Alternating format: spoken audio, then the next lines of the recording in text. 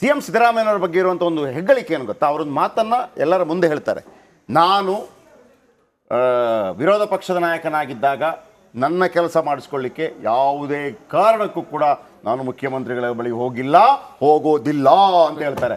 ಅಂಥವರು ಒಂದು ಆರೋಪ ಬಂದವನನ್ನು ಹೇಳಬೇಕಿತ್ತು, ನಿನ್ನಲ್ಲೇ ನಿಂತ್ಕೊ ಅಂತೇಳಿ. ನಾನು ಇನ್ನೊಂದು ವಿಚಾರ ಹೇಳ್ತೀನಿ. ಜನಾರ್ದನ್ ರೆಡ್ಡಿ ಅವರು ಗಣಿ ಹಗರದ ಎಲ್ಲವೂ ಆದ ನಂತರ ಚುನಾವಣಾ ದುಡ್ಡು ಕೊಡೋಕೆ ಬಂದಾಗ ಆತನ ದುಡ್ಡು ಬೇಡ ಅಂಥೇಳಿ ಏನು ನಿರ್ದಾಕ್ಷಿಣ್ಯವಾಗಿ ಅದನ್ನು ತಳ್ಳಿದಂಥವರು ಸಿದ್ದರಾಮಯ್ಯನವರು. ಅವ್ರಿಗೆ ಹೆಗ್ಗಳಿಕೆಗಳಿಲ್ಲ. ಅದಕ್ಕೆ ನಾನು ಕೇಳ್ತಾ ಇದ್ದೀನಿ. ಎರಡು ಉದಾಹರಣೆ ಕೊಡ್ತೀನಿ. ಒಳ್ಳೆ ಇದು ನಾಗೇಂದ್ರ ಅವ್ರ ವಿಚಾರದಲ್ಲಿ ಏನಕ್ಕೆ ಇದು ಹಿಂದೆ ಮುಂದೆ ನೋಡಿದ್ರು ರಿಸೈನ್ ತಗೊಳಕ್ಕೆ ಅಂತ. ಇದೇ DK ರವಿ ಕೇಸಲ್ಲಿ ಮತ್ತೆ ಗಣಪತಿ ಕೇಸಲ್ಲಿ ಜಾರ್ಜ್ ಅವರು ಅಪರಾಧಿನೇ ಅಲ್ಲ.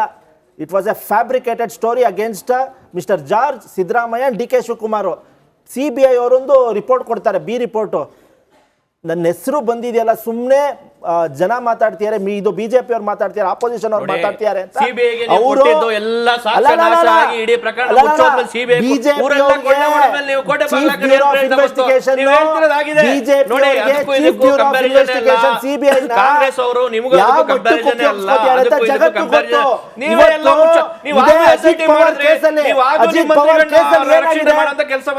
ಅಜಿತ್ ಪವಾರ್ ಕೇಸಲ್ಲಿ ಏನಾಗಿದೆ?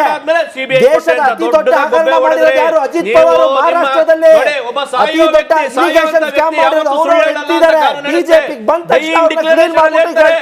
ಒಬ್ಬ ವ್ಯಕ್ತಿ ನಿಮಗೆ ಕರಪ್ಷನ್ ಬಗ್ಗೆ ಮಾತಾಡುವ ನೈತಿಕತೆ ಬಿಜೆಪಿ ಕಳ್ಕೊಂಡ್ಬಿಟ್ಟಿದೆ. ಬಿಜೆಪಿ ಅವರಿಗೆ ಕರಪ್ಷನ್ ಬಗ್ಗೆ ಮಾತಾಡುವ ನೈತಿಕತೆ ಕಳ್ಕೊಂಡೋಗಿದ್ದಾರೆ. ಇದೇ ಯಡಿಯೂರಪ್ಪ ಮೆರವಣಿಗೆ ಮೂಲಕ ಮಾಡಿಬಿಟ್ಟು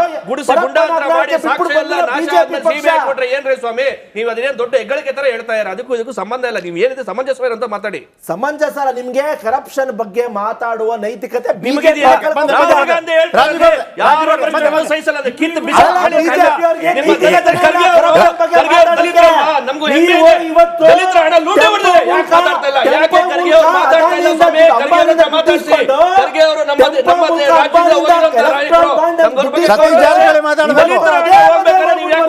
ರಾಹುಲ್ ಗಾಂಧಿ ಕಿತ್ತು ಬಿಸಾಕಿ ಮನೆ ಕಳಿಸಿ ರಾಹುಲ್ ಗಾಂಧಿ ಕಿತ್ತು ಬಿಸಾಕಿ. ಈಶ್ವರಪ್ಪನವ್ರ ಕೇಸಲ್ಲಿ ಸಿದ್ದರಾಮಯ್ಯ ಶಿವಕುಮಾರ್ ಇನ್ವೆಸ್ಟಿಗೇಷನ್ ಟೀಮ್ ಅದು SIT ಅಲ್ಲ. ಸಿದ್ದರಾಮಯ್ಯ ಶಿವಕುಮಾರ್ ಇನ್ವೆಸ್ಟಿಗೇಷನ್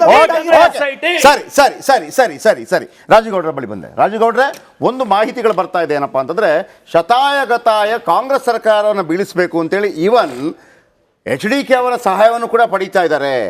ಇದೆಲ್ಲವೂ ಕೂಡ ಕೇಂದ್ರ ಮಾಡ್ತಾ ಇರುವಂಥ ಒಂದು ವ್ಯೂಹ ಅನ್ನುವಂಥ ಆರೋಪಗಳು ಕೂಡ ಇದೆ. ಇವರು ಕಶ್ಯಪ ಅವರು ಹೇಳೋ ಪ್ರಕಾರ ನಮ್ಮನ್ನು ಬೀಳಿಸೋದಕ್ಕೆ, ನಮ್ಮನ್ನು ಸಹಿಸ್ಕೊಳ್ಳೋಕೆ ಆಗ್ತಾ ಇಲ್ಲ.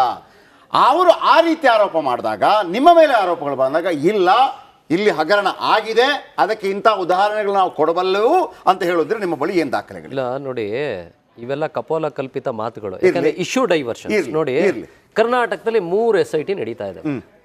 ಪ್ರಭಾವಿಗಳು ಅನ್ನೋ ಒಂದೇ ಒಂದು ಕಾರಣಕ್ಕೆ ಆ ಕೇಸ್ನಲ್ಲಿ ತೀರಾ ಅತಿಯಾದ ಉರುಳಿಲ್ದಿದ್ರು ಒಬ್ಬರನ್ನ ತಗೊಂಡಾಗ ಅರೆಸ್ಟ್ ಮಾಡ್ತೀರಿ. ಇನ್ನೊಬ್ರಿಗೆ ನೋಟಿಸ್ ಕೊಡಕ್ಕೆ 32 ದಿನ ಆದ್ರೂ ಒಂದು ನೋಟಿಸ್ ಕೊಡಲ್ಲ. ಮಾಧ್ಯಮಗಳಲ್ಲಿ, ಇದೇ ಮಾಧ್ಯಮಗಳಲ್ಲಿ ನೀವು ಆಂಕರ್ಸ್ಗಳು ಬೆಳಗ್ಗೆದ್ದು ಕೇಳ್ತೀರಿ ಪ್ರಶ್ನೆ, ಅವಾಗ ಒಂದು ನೋಟಿಸ್ ಹೋಗ್ತದೆ. ಯಾರ್ದೋ ಈ ವಾಲ್ಮೀಕಿ ಹಗರಣದ ನೋಟಿಸ್ ಹೋಗ್ತದೆ. ತದನಂತರ ಆತ ಪಾಪ ಚಂದ್ರಶೇಖರನ್ನ ಆತ 28ನೇ ತಾರೀಕು, ಮೇ 28ನೇ ತಾರೀಕು ಸೂಸೈಡ್ ಮಾಡ್ಕೊಂತಾರೆ. ಜೂನ್ 6ನೇ ತಾರೀಕುವರೆಗೂ ಅಂದ್ರೆ ಅವರು ಉಲ್ಲೇಖ ಮಾಡ್ತಾರೆ. ಇವತ್ತು ಸದನದಲ್ಲಿ ಸಿದ್ದರಾಮಯ್ಯನವರು ಆತನ ಡೆತ್ ನೋಟ್ನ ಓದ್ತಾರೆ, ಅದರಲ್ಲಿ ಡೆತ್ ನೋಟ್ ಓದ್ತಾರೆ. ಅದರಲ್ಲಿ ಯಾವುದೇ ಅವ್ರ ರಾಜಕಾರಣಿಗಳ ಹೆಸರನ್ನ ಉಲ್ಲೇಖ ಮಾಡಲ್ಲ.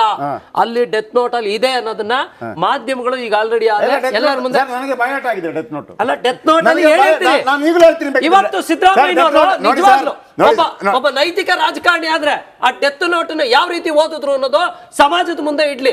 ನಿಜವಾಗ್ಲೂ ಅವ್ರಿಗೆ ನೈತಿಕತೆ ಇದೆಯಾ? ಆಮೇಲೆ 6ನೇ ತಾರೀಕು ನಾಗೇಂದ್ರ ಅವ್ರ ಹತ್ರ ರಾಜೀನಾಮೆ ತಗೋತೀರಾ?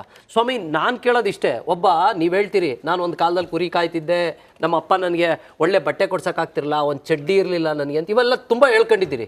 ಇವತ್ತು ತುಂಬ ಕಡು ಬಡವ್ರಿ, ತಿನ್ನಕ್ಕೆ ಅನ್ನ ಇಲ್ಲದೆ ಇರೋಂಥ ಪರಿಸ್ಥಿತಿಲಿರುವಂಥ ಬಡವ್ರ ಮಕ್ಕಳ ಹಣನ ಹಿಂಗೆಲ್ಲ ಲೂಟಿ ಹೊಡೆದ್ರು ಅವ್ರನ್ನ ಉಳಿಸ್ಕೊಳ್ಳೋ ಪ್ರಯತ್ನ ಮಾಡ್ತಾ ಇದ್ದೀರಾ ಅಂದರೆ ಸಿದ್ದರಾಮಯ್ಯನವರೇ, ನಿಮ್ಮ ಮೇಲೆ ಈ ನಾಡಿನ ಜನತೆ ಒಂದು ಒಳ್ಳೇದಾದಂಥ ಕನ್ಸಿಟ್ಟಿತ್ತು, ಆಸೆ ಇಟ್ಟಿತ್ತು. ಆದ್ರೆ ನೀವು ನಡ್ಕೊಳ್ತಾ ಇರೋದು ಅವ್ರನ್ನ ಎಲ್ಲಕ್ಕೆ ತಗೊಂಡೋಗಿ ನಿಲ್ಲಿಸ್ತಾ ಇದೆ.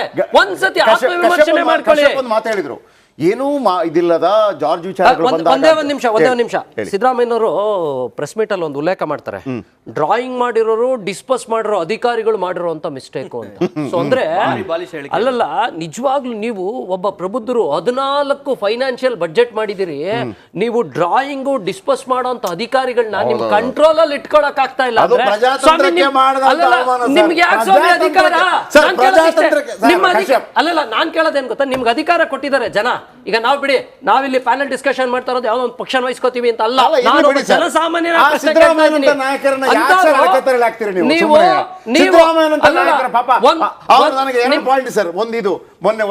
ಇವತ್ತು ಹೇಳಿದ್ದು ಇಲ್ಲ, ಅದೆಲ್ಲವೂ ಕೂಡ ಅಧಿಕಾರಿಗಳು ಮಾಡಬೇಕು ಸರ್. ಪ್ರಜಾತಂತ್ರ ವ್ಯವಸ್ಥೆಗೆ ಅವಮಾನ. 3.5 ಲಕ್ಷ ಕೋಟಿ ಇರುವ ಬಡ್ಜೆಟ್ ಇರುವ ರಾಜ್ಯದಲ್ಲಿ day to day operation CM ಕೇಳಿ ಇಲ್ಲ ಫೈನಾನ್ಸ್ ಮಿನಿಸ್ಟರ್ ಕೇಳಿ ಇರುತ್ತಾ?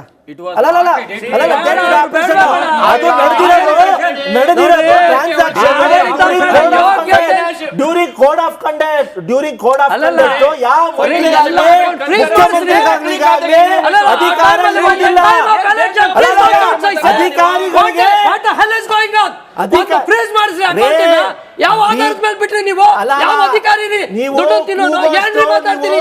ಇವತ್ತು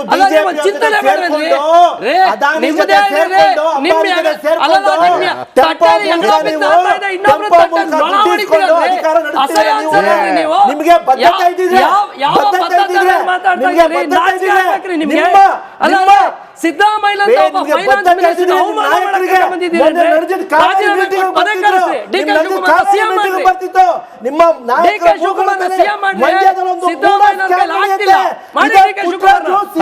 ಇವತ್ತು ಇನ್ವೆಸ್ಟಿಗೇಷನ್ ಫೇಸ್ ಮಾಡ್ತಾರೆ.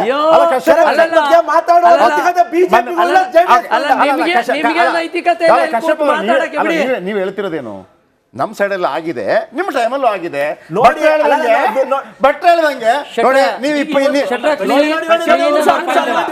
ಕಶ್ಯಪ್ ಅವರು ಮಾತ್ರ ಅಲ್ಲ, ಇವತ್ತು ಸಿಎಂ ಸಿದ್ದರಾಮಯ್ಯ ಅವರು ಕೂಡ ಅದನ್ನೇ ಹೇಳಿದ್ದಾರೆ.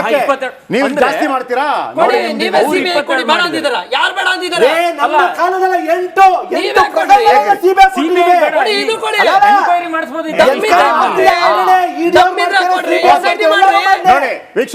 ವೀಕ್ಷಕರೇ, ಒಂದು ಮಾತು ಬಂತು, ಕಶ್ಯಪ್ ಅವರು ಹೇಳಿದ್ರು.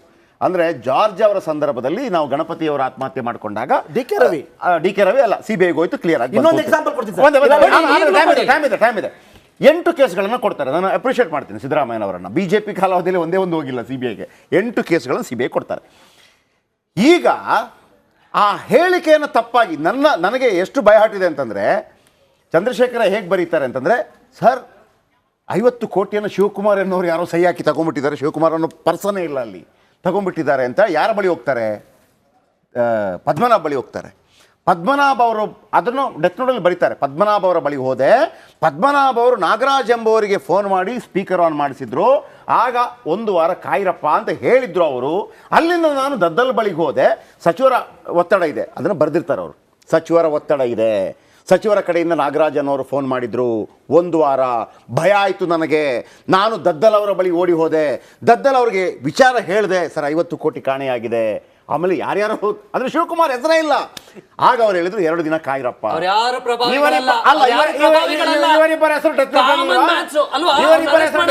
ಯಾಕೆ ಮುಚ್ಚಿದ್ರು ಸಿದ್ದರಾಮಯ್ಯನವರು? ಸಿದ್ದರಾಮಯ್ಯನವರ ಹೇಳಿಕೆಯನ್ನು ಯಾಕೆ ಹೇಳಿಲ್ಲ?